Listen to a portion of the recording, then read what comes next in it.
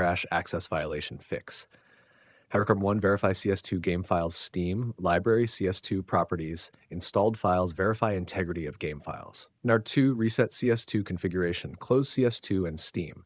Go to Steam, user data, 730 local CFG, rename the configuration folder, then launch CS2 again.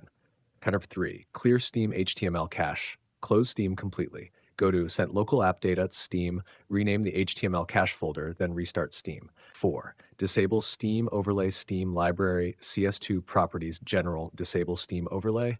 5. Disable Discord Overlay Discord, Settings, Game Overlay, turn off Enable In-Game Overlay. 6. Update GPU drivers. Install the latest stable NVIDIA or AMD graphics driver. 7. Disable NVIDIA Reflex CS2 settings, video, advanced video, NVIDIA Reflex disabled. 8. Remove problematic workshop maps, unsubscribe from recently installed workshop maps, and restart CS2. Tashnakard 9.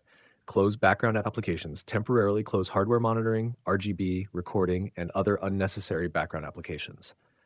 10. Check CS2 crash dumps, open, Steam, Steam apps, common, Counter-Strike Global Offensive, game, Win64.